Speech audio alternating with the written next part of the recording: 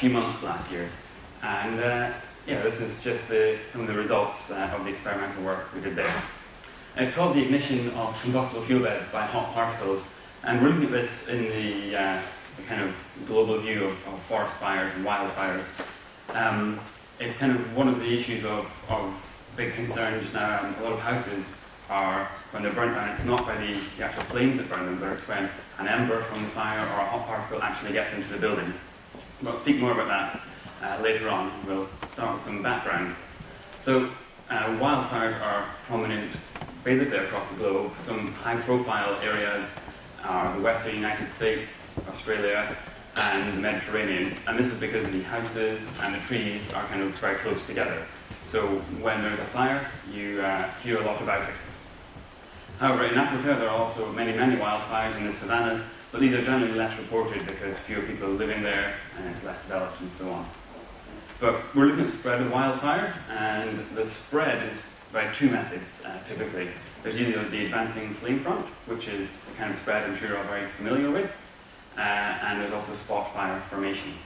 And this spot fire formation looks a little something like this. So on the right-hand side, we have the large wildfire, and just here on the left we can see a small column of smoke. And this is where a separate fire has been started by a particle from this fire being lifted up, carried by the wind, and dropped. And after a while, this small fire grows, and you have a new big fire. And the problem with this is, whilst the advancing flame front can be relatively well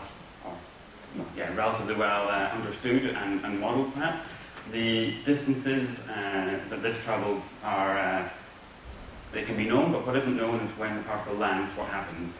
So we've got really a scale difference here as well of the spread. This is going to spread much more rapidly than just the advancing flame front, and much less predictably. Okay, and this is what happens when you have the embers and the hot particles in a kind of urban situation. So if you look in this picture, you see it's mostly houses, mostly vegetation, still looking healthy and alive, except here, and there's another one down here, where the houses have been completely destroyed, and the evidence suggests that this is not because of the advancing flame front, otherwise there'd be much more damage to the vegetation, but it's because a hot particle or an ember has penetrated into the building somehow and ignited the materials. Okay, so just to kind of wrap up a little bit on some of those definitions. So a spot fire is a fire that starts by material being transported from the main fire to some fresh vegetation that's not burning.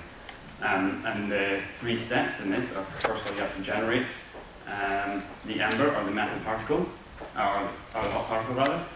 These have to be transported somehow, and then the fuel has to ignite when they land. And what we're going to focus on in the talk here is the ignition once the particle has landed. There's been a reasonable amount of work done on the transport of these, but much less on the what happens when they land. The other definition I'm going to say, I probably should have said earlier, is an ember here, where when we think of an ember, we're thinking of a small piece of burning material, and a hot particle, generally a bit of metal or something similar. So this is what we mean. So on the right-hand side, we have a picture of a burning tree, and you can see, hopefully you can see just around the tree, there are specks of light.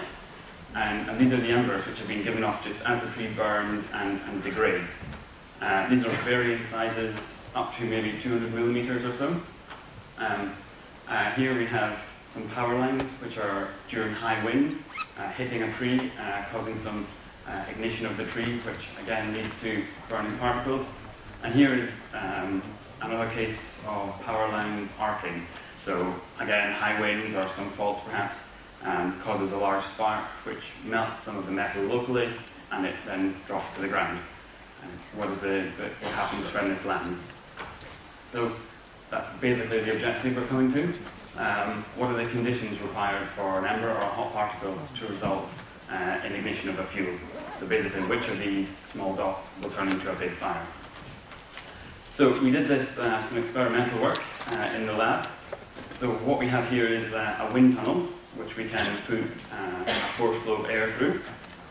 Just in the bottom here, there is a fuel bed. We use powdered cellulose as the fuel, because it gives us a nice repeatability there. We measure the temperatures in the solid phase of the fuel, and this is the particle. We use steel spheres as the particles, and we heated these using a propane torch to various temperatures before dropping them onto the fuel bed. That's kind of a more zoomed in schematic. So these are the temperature measurement here. The particle drops roughly to the same spot every time. Now I've got a quick video which hopefully is going to work here. This is a smouldering test that we had. It's of quite a large sphere. We tested up to 20 millimeters, but this is a 15.9 millimeter sphere heated to 800 degrees C. When it lands, it ignites a smouldering fire which propagates through the cellulose, both across the surface and also in depth. I did have a more exciting flaming video, but that's in my bag somewhere in Heathrow, I think. So, here we go. You can see the ember is going to drop here, and we see immediately this smouldering front is set up and consumes all the material. The orange glow isn't actually flame, it's just the glowing of the smouldering reaction. Sorry, I should have said that this is sped up 512 times. That was actually 3 hours of test. So we have spread both forwards and backwards, and the direction of the airflow is from the right to the left. Okay, so from one experiment, this is the kind of data we get for the thermocouples just in the fuel. We see, so as well as the visual observations of a smouldering fire happen, we also have these temperature data showing quite nicely that there was a propagating smouldering fire, and it propagates about 1.6 millimeters per minute for the forward propagation on the surface. Varies in the depth as you go down. But one test on its own doesn't tell us very much, so we did many tests using different particle sizes ranging from about 1 millimeter to 20 millimeters and heating them from 500 to 1100 degrees C. So I'll briefly talk you through this plot. When we dropped the embers, we noticed what type of ignition occurred. So first of all, on this first test we did, for example, it's a 15 millimeter particle heated to 1100 degrees C. When we dropped that, we noticed a flaming fire, flaming ignition, sorry, and the flame spread across the whole surface of the sample. As we keep the same particle size, but if we decrease the temperature, we see at around 825, we still have flaming fires. However, when we cool the particle to 800 degrees, we get a smouldering ignition. And again, the smouldering consumes all the fuel propagating right through, and the green dot. So again, cooling the particle down, we get to around 550, if I remember, or something, and we still have smouldering ignitions, but go a little bit colder, and the blue crosses represent no ignition. We have some issues with the repeatability here. You can see sometimes we get no ignition, sometimes we get smouldering ignition. But if we fill in the rest of the plot, it becomes a little bit clearer what's going on. So now for all the particle sizes and all the temperatures, we have a plot like this. And we can see, kind of roughly, it's falling into three regimes. You can see there's a kind of demarcation around there, and one around here for the types of ignition. If we continue on, there's some theories being developed. It's in Roberts's Ignition Handbook. It's a theory by Goldschlager from the 1970s, I believe.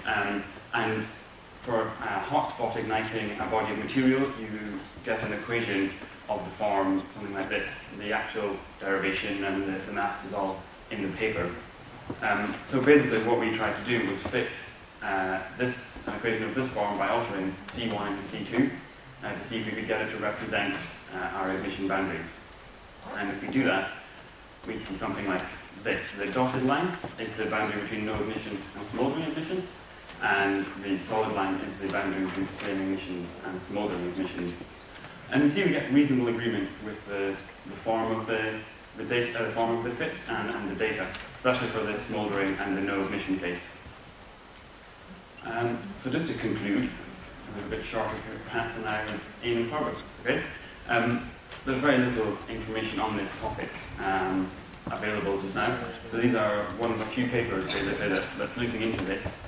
There's a clear difference between the conditions required of the particle to result in flaming or smouldering ignition.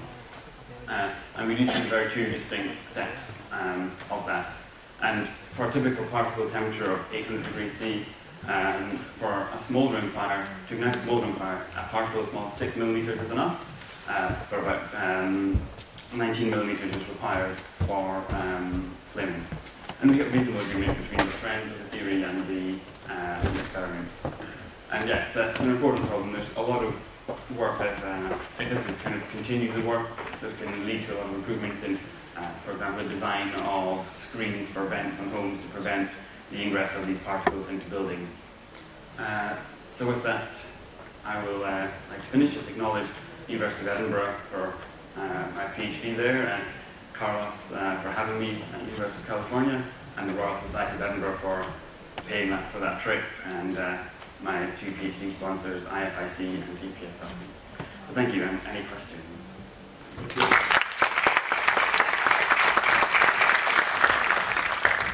Questions? Can you clarify a couple points? You did not vary the velocity of the airflow. No, that was fixed. And what is the basis of the equation that you extracted from Babrowska's handbook? Is it does it assume a constant temperature of the bead, or it is a heat exchange? The bead does cool, yeah, there's a heat exchange in that, I believe. I'm going to look at Carlos now, and he's going to shake his head. I believe there is cooling of the particle in that. Right? There are limitations with the theory, perhaps maybe more significant than that, in terms of the geometry of the problem. For instance, the theory says that the particle must be completely embedded in the material, so it's surrounded by an infinite amount of material. So there are some problems there which probably will limit how well we can fit the data. Any other questions? No, sorry, Carlos was going to reply. There's something? Oh, I just was, we really don't know why the hotspot model works. I think that the fact that Hadden Arrhenius is related to the pyrolysis of the fuel, so that Arrhenius equation or Arrhenius exponential has an indication related to the pyrolysis of the. I don't know if you so we really don't know why we took it. We decided to test it because it has been proposed. There are some researchers, I don't remember the name right now, in Australia that proposed this hotspot model of spontaneous. It's actually spontaneous ignition, and it turns out that it worked fairly well. My guess is that since it has an exponential there in Arrhenius, is related to the pyrolysis of the material, that we have two constants that we adjust. So I think it's telling us that the physics is there, probably related to the pyrolysis of the fuel. If you think about the process, you have to pyrolyze the fuel, and then the particle acts as the pilot to ignite the pyrolyzed fuel. So the fact that you have to pyrolyze the fuel prior to ignite it is it has this Arrhenius reaction written there. And then there is the issue is that while the particle is heating the material, at the same time is cooling off. So the next condition that has to happen is not only you have to pyrolyze the fuel, but you have to have a particle that is hot enough to ignite, either ignite the smoldering or ignite the gas phase. So, and that probably is hidden in those constants, but we really don't know. So we are trying to understand why it works, but we don't really know. I think that's reasonable. Any other questions? No? Thank you very much.